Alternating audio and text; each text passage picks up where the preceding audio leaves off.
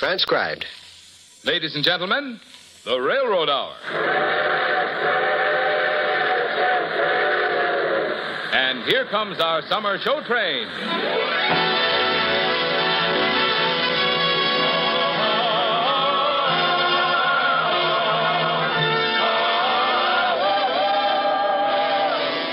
Tonight, the Association of American Railroads inaugurates another season of new musical plays and operettas, created especially for the Railroad Hour and starring Gordon MacRae and his charming guest, Dorothy Warren Show. Our choir is under the direction of Norman Luboff, and our music is prepared and conducted by Carmen Dragon.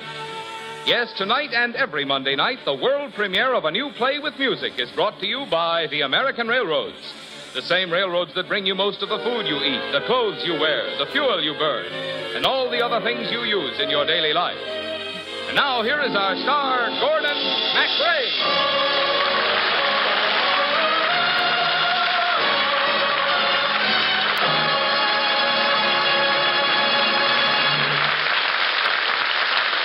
Thank you, Marvin Miller, and good evening, ladies and gentlemen. And welcome to another summer of brand new musicals by our Railroad Hour playwrights, Lawrence and Lee.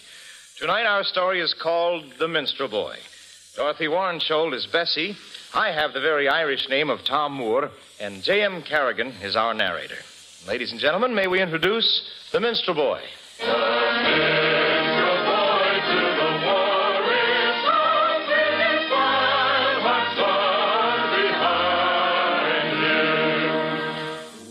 The top of the evening to you. Well, I'm an Irishman, but that shouldn't come as a surprise to anybody. Now, you know, some countries have something they call a poet laureate. Well, we never got round to that in Ireland, but we did have a bard, a singer of songs, so familiar to all of us that we never called him Thomas, but just simply Tom. Tom Moore, as if we'd known him all the days of our lives.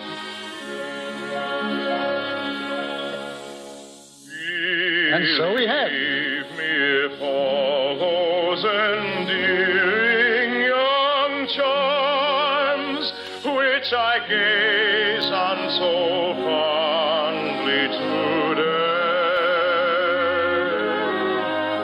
Were to change by tomorrow and fleet in my arms like fairy gifts fading away.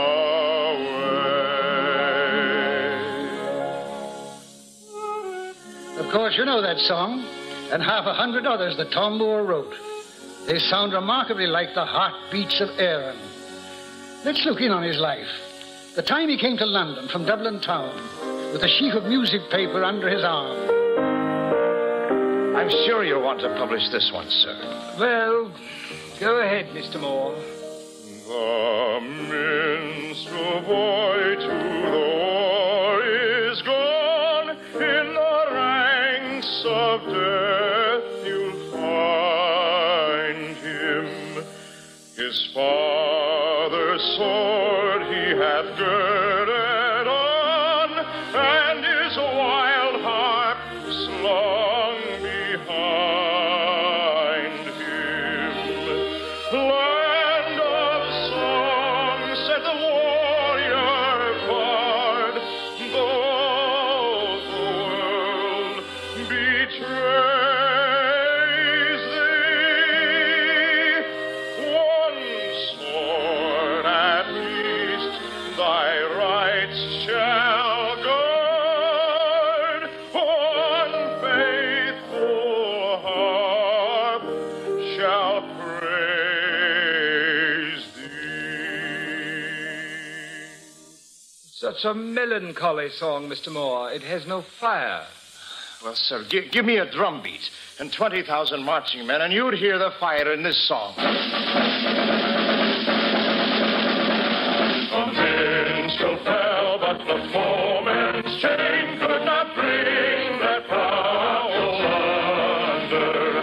The harp he loved ne'er spoke again, for he tore its chords asunder, and said, no chain shall sully thee, a soul of love and bravery.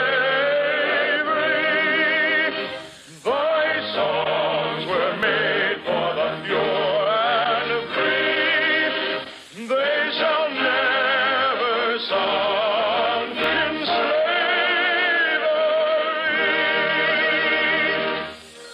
Moore, what is this harp you're always harping on in all your songs?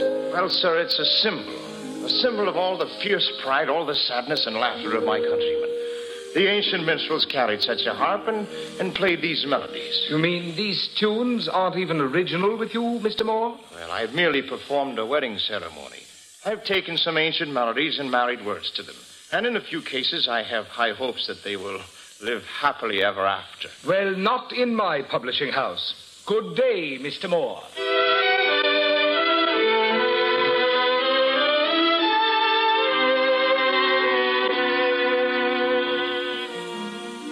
It's an old story. The young poet going from door to door. Well, that didn't happen to Tom Moore. For the second publisher he went to recognized a good thing when he saw it. And before you knew it, Tom Moore was a famous man. Everybody in Ireland and England was singing his songs. But you know, he never really heard one of them sung back to his own heart till one night in a music hall. There was a girl on the stage. A girl named Bessie.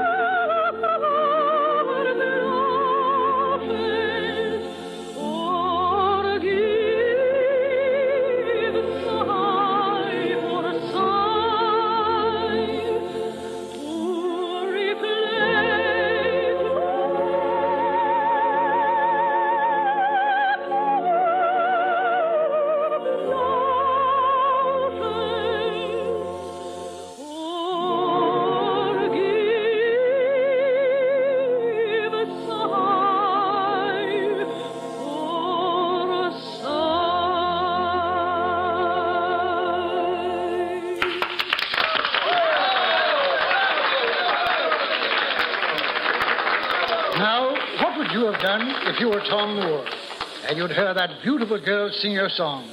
Would you go backstage? Well, that's exactly what he did.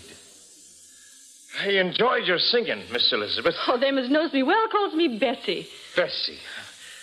Well, Bessie, where did you learn to sing like that? Well, now, they told me as how you was in the audience, and I was that nervous I could scarcely open my mouth. Oh, you've got a voice like an angel. Oh, Mr. Moore, do you say pretty things to every girl you meet? All the time. All the time. The time I've lost in wooing and watching and pursuing the light that lies in woman's eyes has been my heart's undoing. Though wisdom oft has sought me, I scorned the lore she brought me. My only books were woman's looks. Follies all they taught me. And are these follies going, and is your pride growing too cold or wise for brilliant eyes? Oh, again whose head it glowing? No vain, alas, endeavor from bond so sweet to sever, for wisdom's chance against a glance is now as weak as ever. Will you go out with me, Bessie, for a bite of supper and some bright music? Oh, I don't know, Mr. Moore. Mr. Moore? Now, who's that? My name is Tom. Ah, then I'd love to go out with you, Tom. Good.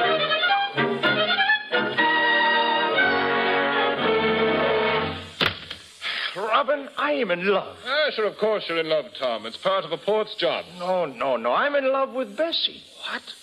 Not Bessie. Why not? What's wrong with Bessie?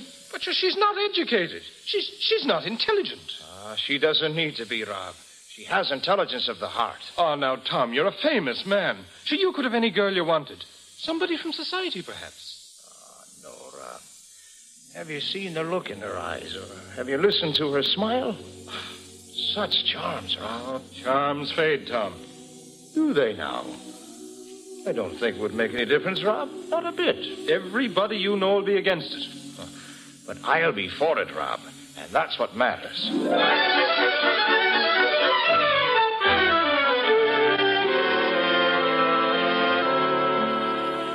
Bessie, I want you to marry me. Oh, you didn't say it.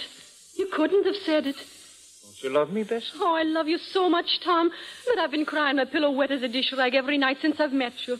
No, because I don't think I'm good enough for you. You are. I ain't. Aren't. That's what I said. Bessie, you're the loveliest girl I've ever known. I know that. Huh? Well, I mean, well, now I can look into the mirror, and I can see that I have a pretty enough face. But 10 years from now, or 20, oh, Tom, would you still love me then? It is not while beauty and youth are mine own, and my cheeks unprofaned by a tear, that the fervor and faith of a soul can be known, but will time only make thee less dear? Oh, Bessie. Bessie, no matter what happens, no matter what anybody says, no matter what tomorrow changes, or the day after tomorrow might bring, thou wouldst still be adored as this moment but let thy loveliness fade as it will, and around the dear ruin peace with all my heart would entwine its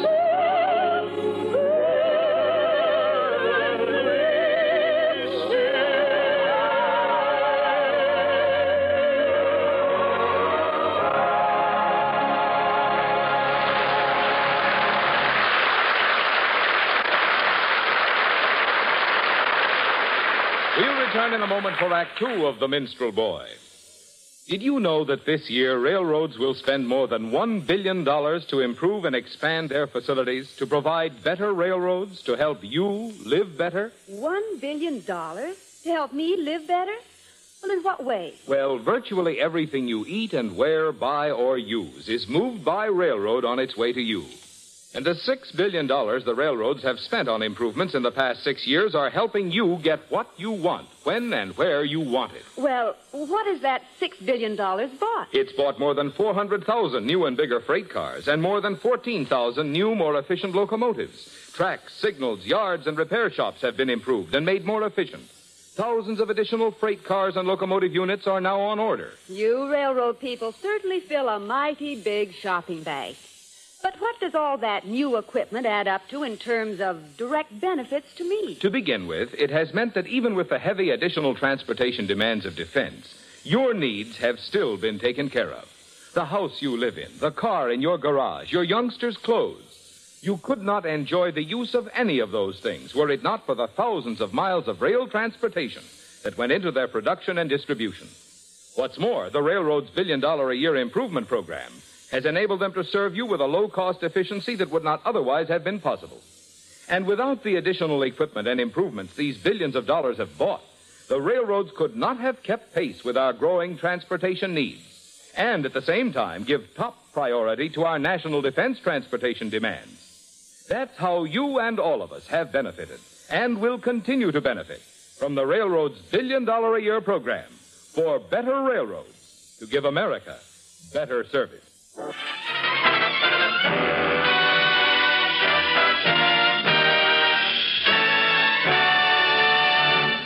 is Act Two of the new Lawrence and Lee play with music, The Minstrel Boy, starring Gordon MacRae as Tom Moore and Dorothy Warren Scholl as Bessie, with J.M. Kerrigan as our narrator.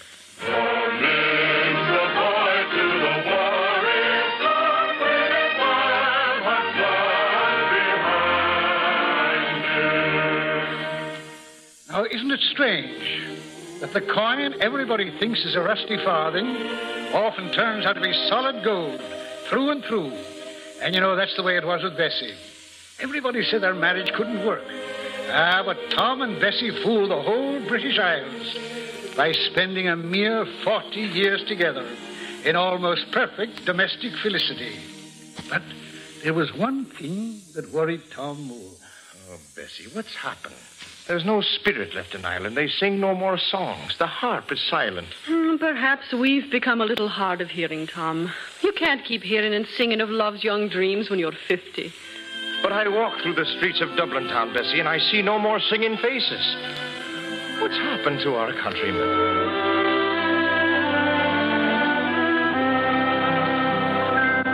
The harp that once through Tara's halls the soul of music shed, now hangs as mute on Tara's walls as if that soul were fled.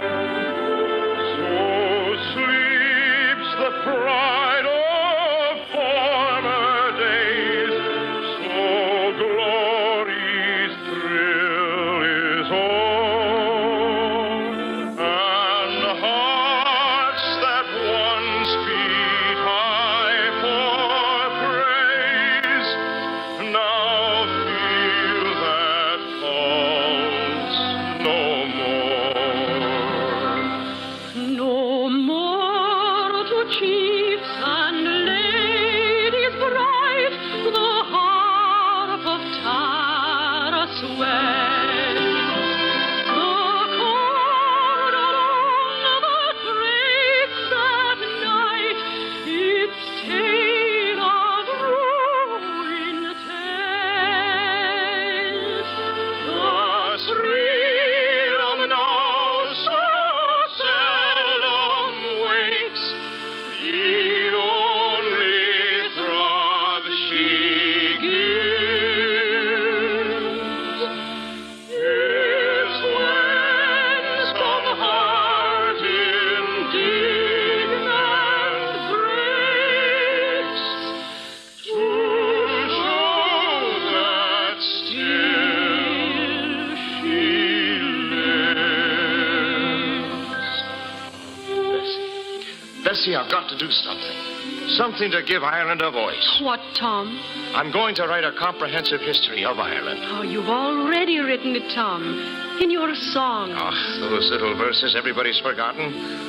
I have to do something important, worthwhile. 4 volumes, perhaps 5, or maybe even 6, to tell the whole story of this country. Yes, it should take 6 thick volumes. And such a lot of thick words.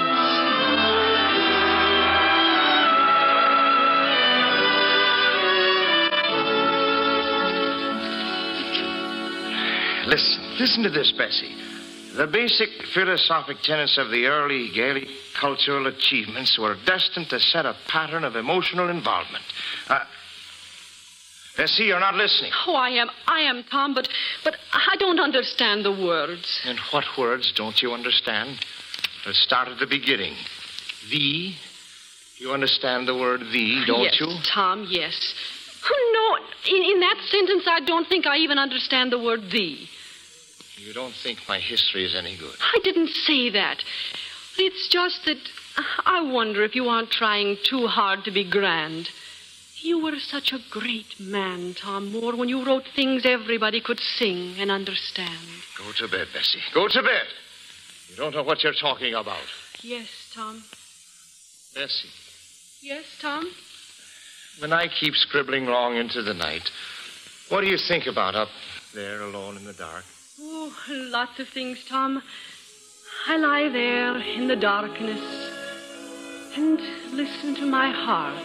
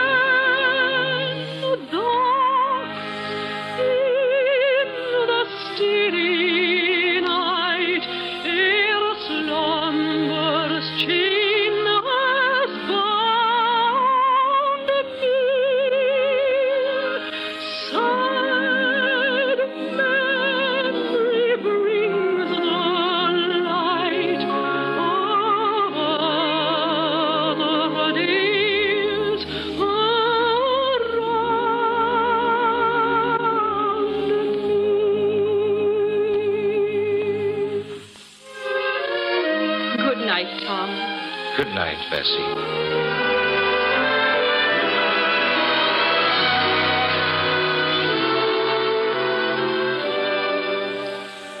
Four volumes Tom Moore wrote, 5 volumes. And it was nearly the death of him. The publishers advertised it, a major history of Ireland by the most famous Irish writer of our century. Then Tom waited for the acclaim that would make him immortal. Bessie, the reviews from London, they've just arrived by the Morning Post. Oh, what did they say? Tom Moore, who used to be a fine and eloquent singer of songs, has become a pompous literary hack. He's turned out a dull and uninspired history of Ireland. Bessie. Oh, that's only one of them, Tom. Read another. Tom Moore has taken the hot potato of Irish history and has given us a cold mess of Irish stew. Oh, Bessie, suddenly I'm tired, so very tired. Oh, Tom. Everything, my whole life seems so unimportant. But you don't have to do important things to be important. Oh, it's much better to be the best baker's helper in the world than to be a bad prime minister. Oh, now, please, Bessie, don't try to be profound. Well, now take that Sir Walter Raleigh. Now, he wrote all those fine, grand books, and he took all of those voyages. And what do we remember him for? Throwing his coat in the gutter. Oh, Bessie, what could I do without you? I should count my blessings. 1, my wife. What in the devil is that, Bessie? Well, open the window and see. Come on.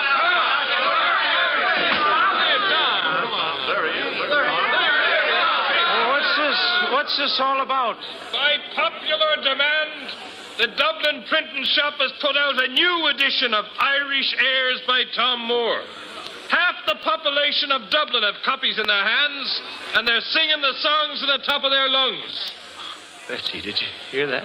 Hey, we've got a fine carriage here. We've discharged the horse, and we'd like to pull you and your beautiful wife through the streets of Dublin. How about it? Would you do me the honor, Bessie Moore? Might it be one of the grand pleasures of midlife?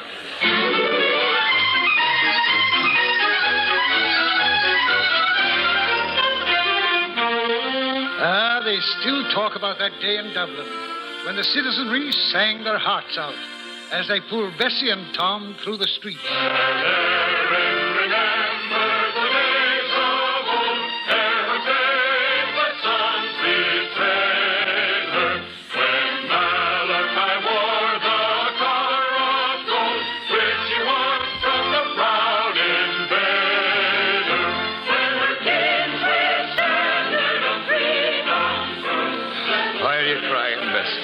Laughing and crying, laughing mostly. The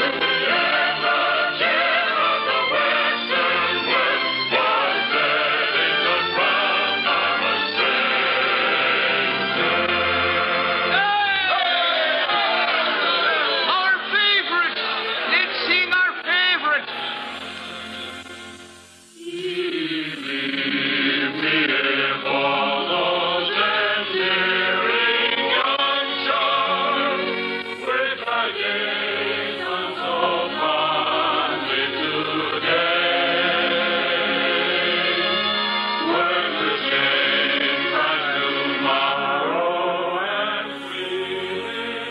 Bessie. Is it still true, Tom? Oh, yes. Although my face is full of wrinkles and the gray hairs are crowding into my head. I love thee still. And 40 years more. How about then, Tom? Thou wouldst still be adored as this moment, but let thy loveliness fade as it will. And around the dear ruin, each with all my heart, full and wide its soul,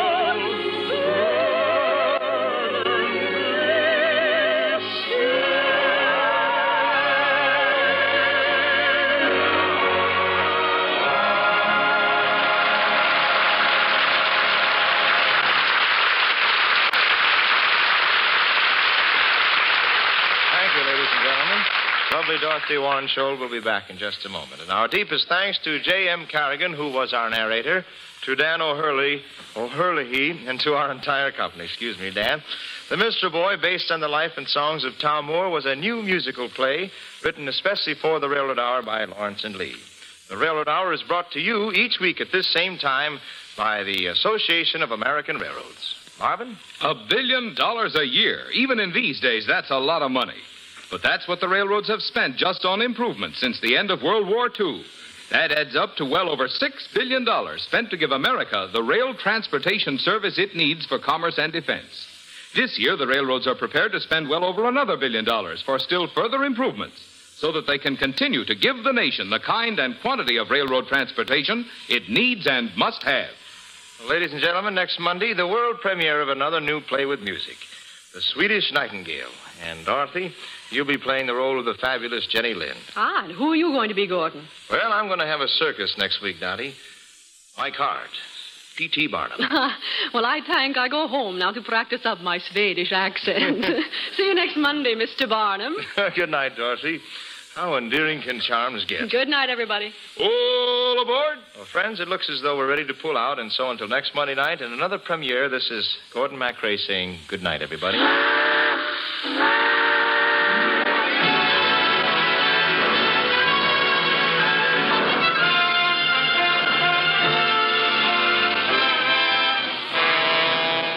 Gordon MacRae can be seen starring in Warner Brothers' About Face. Our choir is under the direction of Norman Luboff, and our music is prepared and conducted by Carmen Dragon. This is Marvin Miller saying goodbye until next week for the American Railroads. Now stay tuned for your Monday night of music on NBC.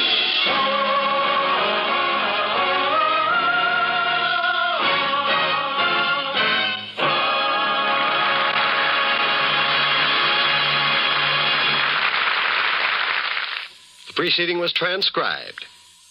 Stay tuned now for the Telephone Hour on NBC.